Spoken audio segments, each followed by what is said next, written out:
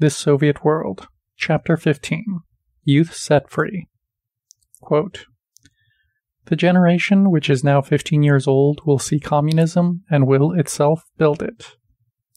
End quote from Lenin. Life is good, and to live is good, in such a land, in such an epoch. We young owners of our country called upon to conquer space and time. End quote. In June of 1935, these words of Anna Milyanek, young valedictorian of the first Moscow class to compete the new 10-year school, awakened in thousands of hearts the world over a realization of what youth's outlook might be in a socialist land. To youth in capitalist countries, the outlook is gloomy. They look outward and see unemployment. They look inward and find confusion. They are developing, rational beings, propelled into a world whose irrationality even their parents and teachers cannot explain to them. Those who love them best offer only a host of illusions. They are taught to look at the past and go backing into the future. So there goes on within them what the well-known psychiatrist Dr. Frank Wood Williams calls a mighty struggle in the dark, with all the emotional complexities and uncertainties that home, school, and community have woven into their being. End quote. Soviet youth have not escaped struggle. Their birth was in the flames of civil war. Their childhood endured the famine years. Their adolescence was strained by great tasks of constructing a country. Many young lives were cut short or crippled in heart or lung or nerve in those years of battle and building. Even today, they see across the future the dark threat of world war, which may be launched at any time by the capitalist chaos beyond their borders, and in which they know that many of them must perish. What then is the source of the explosive joy which becomes increasingly plain in the words, the sports, the celebrations of Soviet youth?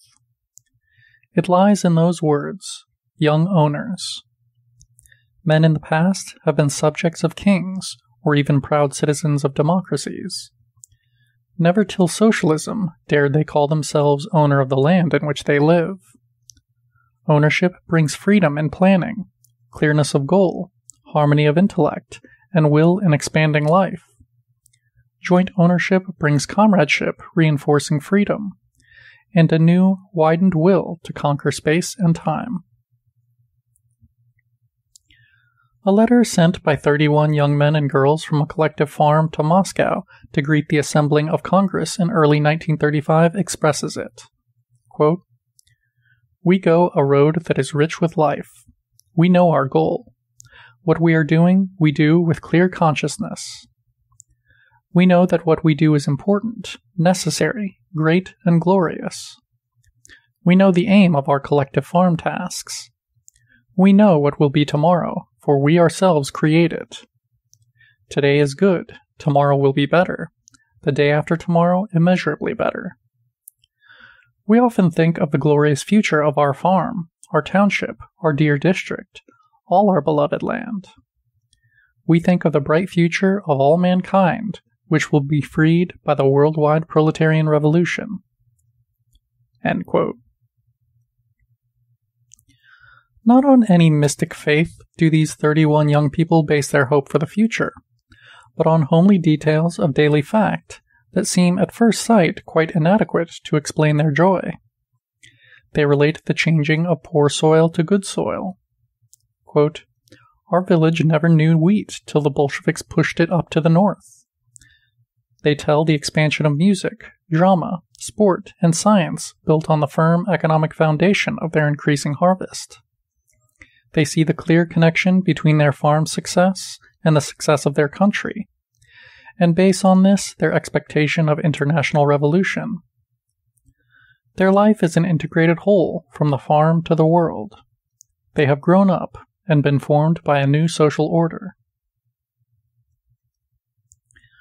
What are the qualities demanded of joint owners, which the Soviet schools seek consciously to develop? Neither the combativeness nor the submission, which are the contradictory demands of capitalism, but a high degree of initiative and scientific interest, a high development of individual variety combined with highly developed social instincts. The aim of the Soviet school is not to create standardized people, suited to the demands of some undefined future boss, but to help youth discover and develop its own desires and capacities. In 100 ways, the schools are constantly asking, "What do you most like to do?" In 100 ways, they help this developing choice relate itself to the equally developing choice of others. An American teacher who has taught for years in Soviet schools tells me that the approach to the child is far more individual than in America. Persistent efforts are made to find the child's particular aptitudes and interests. In the elementary grades, there are two types of teachers. Group teachers remain with one group of children for several years, visiting their homes, becoming thoroughly acquainted with them, and relating them to the special teachers who develop special aptitudes. By the 7th grade, which is roughly equivalent to the second year of high school in America, psychological tests help the child decide what he can do best. They tell him his capacities, but impose no compulsion on his choice. Summer camps and excursions are also planned to help children discover their special interests and widen the field of their choice. The best camps, such as the famous Arctic in the Crimea, maintain amateur work of a high order in geology, botany, care of animals, study of sea life, and construction of airplane and automobile models. Children spending their summer in such camps discover and develop hobbies which may or may not develop into their life's work. Newspaper discussions also draw out the self-expression of children. A special newspaper, the Pioneer Pravda, is written almost entirely by children. Last summer, I met 20 young Arctic explorers, under 16 years of age, on the Murmansk train bound for polar regions. Their energetic study of maps, Arctic cruises, northern peoples, had been sufficient to win from their teachers a recommendation which included them in an organized cruise of the North. They would meet adult Arctic explorers who would treat them smilingly but courteously as possible future colleagues. 10 of the best pupils in botany were similarly allowed to make an expedition at government expense to the Altai Mountains, where they hiked 2,000 kilometers and found 27 new varieties of black currants and a type of onion which resists 45 degrees of frost. 2 of these young explorers went as delegates to deliver the plants to the aged plant creator Michurin. When he asked, "Weren't you afraid to cross wild rivers and sleep at night in the woods?" they answered, "Sometimes we were afraid. We feared that our expedition would fail to find any new plants, and we would disgrace ourselves as Michurin's grandchildren." End quote.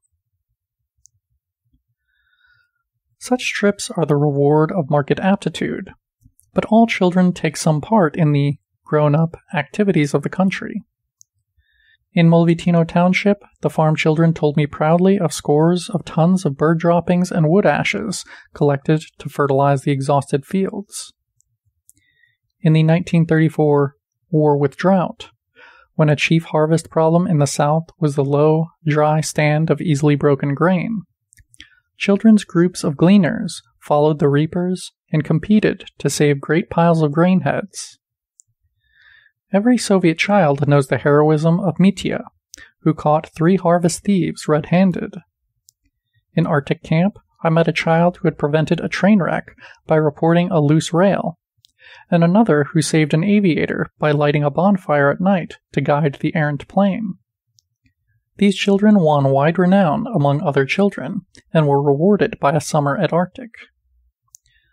Children of railway workers in Tiflis built and operate a half-mile railroad in the Park of Culture and Rest. It is a serious enterprise which carries passengers, takes in 1,000 rubles each holiday, and spends the money in proper Soviet style to expand the road. These out-of-school activities of children became at one time so absorbing that they threatened health and education. Young pioneers, quote, saved the harvest, reclaimed drunken parents, denounced village grafters, and debated whether their first duty was to the school or to help the country. Today, children are reminded that learn, learn, learn is Lenin's statement of the 3 most necessary things for young humans to do. School dominates and organizes all other child activities, but it never excludes them. In all their learning, many forms of activity have part. The early discipline of children is largely through mass pressure, highly effectively organized by the children themselves. Children often come to a teacher with suggestions about the best way to handle difficult cases. They inform the teacher of home conditions which have made certain children backward in study or in comradeliness. They organize committees to go with the teacher to the homes. Children will themselves expose violations of child labor laws, or write to the papers about parents who beat other children. The highest honor given to able children is to be asked to help more backward ones with their studies, in a spirit not of condescension, but of good teamwork, like that of a basketball player who helps his team excel. The strongest penalty in any school is given when children ask to have a child excluded on the ground that his conduct disturbs their work. All these activities of children directly reflect and prepare for their coming adult life. The encouragement of individual variety, harmonized by regard for the rights of others, expands into the more definite, yet wider interests of youth. By the end of the 10-year school, which is roughly equivalent to a combination of the American elementary grades and high school, the boy or girl usually has some interest which he wants to test in serious work. Some young folks go to work even earlier, spending part of the years between 14 and 18 in a factory trade school with part-time work. Some go direct from the secondary school to the university. But the commonly encouraged procedure is to finish 10 years of school, and then go to work in the late teens for a period of self-testing before deciding on specialization. These are not odd jobs to earn one's way through college, such as are known in American life. They are part of a youth's conscious self-education in the actual world of production. They are related to his already appearing interests, which they test and develop. I know a boy of 19 who chose to work on a farm in the summer. Since he already knew that he wanted to become an entomologist, the farm was expected to give him scientific work. He sorted apples for diseases, staked cabbages to count the bugs in sample areas, and otherwise used his special interest for farm production, improving his scientific technique while he worked. If an emergency had occurred, he would have helped in other ways. But emergencies which waste the time of young people in blind alley tasks are a blot on the reputation of any Soviet industry. When 4 girls of my acquaintance went to work in a chemical laboratory in Siberia and found it so disorganized that there was really nothing useful to do, they protested to the party against this waste of their time, and the organization which was employing and paying them was censured and ordered to release them for other work. The time of youth is the most precious treasure of the community. The most accepted reason which any youth can give for leaving a job is that it offers nothing more for him to learn. At no time in life is there any gap between work and schooling. Education is not a commodity purchased by money and consumed in childhood or in 4 charmed years of isolated university life. It is a personal and public necessity, without limits, freely available from childhood to old age. Courses of general culture are not crammed into a special period. They are taken after work in any quantity desired. They are paid for by state or trade union. Any group of workers anywhere may decide to study chemistry, music, or parachute jumping, and call on their trade union to pay the teachers. When young people feel that they have chosen a permanent specialty, for which they need some years of concentrated study, they apply to enter a university or a research institute. For these institutions, their ability and seriousness is tested by severe entrance examinations. If they pass, study becomes their regular work, paid for as such by the state. It is fully as strenuous as the factory. They spend 6 or 7 hours a day in classrooms and laboratories, in courses chosen on a broad basis, but all consciously directed towards preparation for their profession. I visited the dormitory attached to 3 institutions of higher education in mining, metallurgy, and non-ferrous metals. A pretty girl was specializing in blast furnaces. A former bookbinder was studying mining engineering. A factory worker was becoming a geologist for Central Asia. A broad-faced yellow Kazakh was preparing to work in copper in the newly opened mines of Kazakhstan. All of them were paid for their study by the Commissariat of Heavy Industry. Their stipends ranged from 100 to 200 rubles per month, the higher pay rewarding the best students. Every summer they chose their practice work from a dozen localities which offered, and as soon as they found some place where they wished to sign up for a job after graduation, they got additional wages from their chosen industry. The majority decided by the 3rd or 4th year of the 5-year course. Thereafter, they felt themselves bound to work, for at least a time after they finished the university, for the institution which had paid for their education. This was not felt by them as compulsion, but as the intelligent specializing of their own choice, on the basis of a wide range of opportunities. Any good reason, such as personal health or the demand of some national emergency, would be recognized by them and their fellows as grounds for release. But a frivolous change of occupation without reason would brand a youth as undependable, while to give up a job because conditions proved difficult would be stigmatized as cowardly. For what was he trained if not to make the conditions better? Has he not at his disposal for this all the resources of the land? What jobs does youth choose? By no means the easy ones. When has youth, when free to choose, ever asked for the easy way? Youth wants conquest. Youth is explosive energy, so explosive that under capitalism it must be befogged with illusions, lest it wreck the world's ancient ways. Soviet youth is encouraged to make the world over. It responds to the call. In every difficult struggle faced by the Soviet state from its beginning, a mighty host of youth has volunteered. Youth does not wait to be asked. It takes the initiative. Through its organization, the Young Communist League, it repeatedly demands the right to battle on each new important, quote, front. I know young women who fought in the Civil War, divorcing the husbands who would have prevented their going. The Stalingrad tractor plant, the first Soviet conveyor, was built and manned by young folks coming from every part of the country. We give our youth to this struggle, they said to me 6 years ago. We do not spend it in ease or amusement. We shall not stop until we have built the socialist city of Stalingrad. End quote. I have a vivid memory of the boat that came at 11 o'clock one night for a long-expected boat ride after a hot day, and was turned down by young voices, without a word from their elders, as too late. Quote, "Gotta go home, gotta be fresh for the line tomorrow," they said as they turned away. Thus was launched in the far northeast of Asia the new shipbuilding port, Kosmolsk, on the shores of the Otosk Sea, a city proudly carved from mosquito-ridden forests by the forces of youth alone. Thus was built the Moscow subway in a titanic drive by youth to create the most beautiful subway in the world.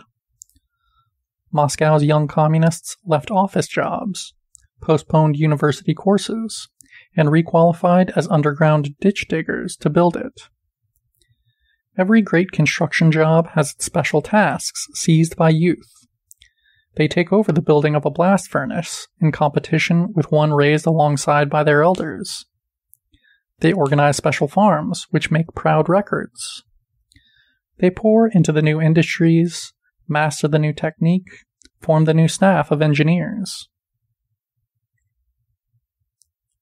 Like young folks everywhere, Soviet youths have the problem of the relation between work and marriage. This is never a question of whether they can afford to get married. That is taken for granted. The problem is to find time for a satisfying family life.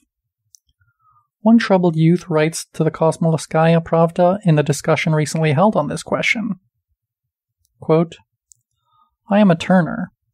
I am also a young communist. Besides that, I am working on an invention. My days are so full that I don't have time to breathe. I see my wife only at night, and then I'm so dead tired that I fall down and sleep like a corpse. Lydia weeps. I am not a beast. I am sorry about Lydia. But I try to organize my time, and I can't even find an hour for my class on planning, much less for my family. End quote. This is an extreme case. It is balanced by young Kuznetsova, who lays down her specifications for a husband. Quote, I wouldn't have a man who is not a good social worker, but neither will I live with one who is interested only in his factory. I don't want a one-sided man. I want a husband who will play volleyball with me, do skiing, appreciate the theater, music, general culture, read a book with me, and argue about it afterwards. All these things have place in a well-rounded life. End quote. These are the problems of a rich, abundant existence, which needs only to be organized. Soviet youth never feels that it must renounce any of these satisfactions. Each year, when September 1st brings the International Youth Celebration, hundreds of telegrams pour into the offices of Komsomolskaya Pravda, organ of communist youth, announcing achievements of youth and the gifts which it offers the country. A group of young steelmen wire that they have dismantled and reassembled an open hearth furnace in 6 days instead of the usual 10. A group of young miners sends an extra train of coal manned by a train crew, especially chosen from scores who competed for the honor. Other groups announce the organization of cultured field camps, where music, drama, and books enliven the evening's work on the farm. Still other groups blazon sport records on floats in the Great Demonstration, which storms the Red Square. Young communists of the Red Dawn telephone factory hiked to the Mongolian border, 5,400 miles in 180 days. Another group is back from climbing the Altai, covering 1,200 miles on foot. They celebrate the Baikal-Murmansk ski run across half Asia and half Northern Europe. They announce alpine and parachute records made by youth. Nor is there any sharp line between records in sport and in steel mills. All are one unified, advancing life. Not in conflict with work, but around it in the social life of the factory collective, Soviet youth develops activities of sport and recreation which make up a well-rounded life. Tsarist Russia possessed 30,000 members of sport and athletic clubs. Today, there are 6 million. Tens of thousands of cheering spectators turn out to soccer matches between Moscow, Leningrad, Central Asia, Turkey, and Spain. Soviet sportsmen begin to invade world records. But the characteristic of Soviet sport is not the straining for records in one field at the expense of all-round physical fitness. Its symbol is the GTO badge, ready for labor and defense, to receive which one must pass certain standards in walking, running, swimming, rowing, skiing, jumping, and every kind of summer and winter sport.